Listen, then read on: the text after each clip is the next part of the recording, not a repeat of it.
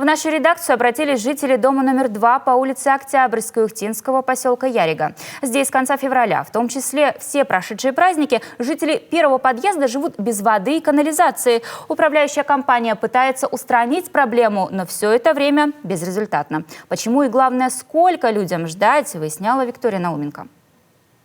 К дому номер 2 по улице Октябрьской пройти непросто. Двор преграждает коммунальное оборудование для прогрева труб. Они сами обнажены, сочится вода и идет пар. Прямо перед первым подъездом открыт люк, а в самом подъезде вскрыты полы. Почти 3 недели обитатели 4 жилых квартир входят и выходят из подъезда, каждый раз преодолевая настоящую полосу препятствий.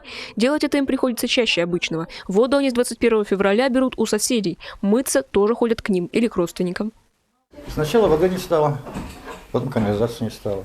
И вот до сих пор ничего не могу сделать.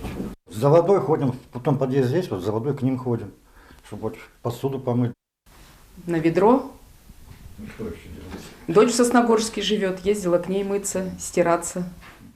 В квартире номер 2 у Татьяны Молотковой снят унитаз. Проблему с канализацией сотрудники управляющей компании пытались устранить через ее трубы, но тщетно. В открытой трубе до сих пор виден лед.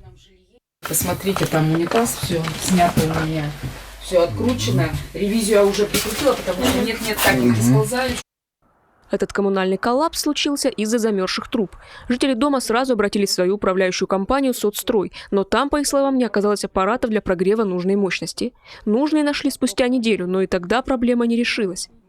Проблемы с водой, а затем и с канализацией в доме номер 2 по улице Октябрьской начались еще 21 февраля. И 3 недели эту проблему пытались устранить, но, к сожалению, отогревали не ту трубу. Оказалось, 2 трубы в канализационном люке расположены одна над другой. Несколько недель сотрудники управляющей компании тщетно грели верхнюю. Нижнюю, в которой была проблема, просто не заметили. Выход из дома, канализация, была закопана, не чистилась. Мы поэтому и не знали, что там труба вообще существует. Мы думали, вот, выходит труба, вот. ЕДДС и управление ЖКХ жители дома номер 2 обращались неоднократно, но, как нам сообщили в управлении ЖКХ, они об этой проблеме узнали только перед мартовскими выходными. Сейчас, когда удалось прояснить ситуацию с трубой, по словам руководства ЖКХ, этот коллапс устранят в самое ближайшее время. Во-первых, старые дома, самих сетей, схем инженерных коммуникаций отсутствуют. Вот.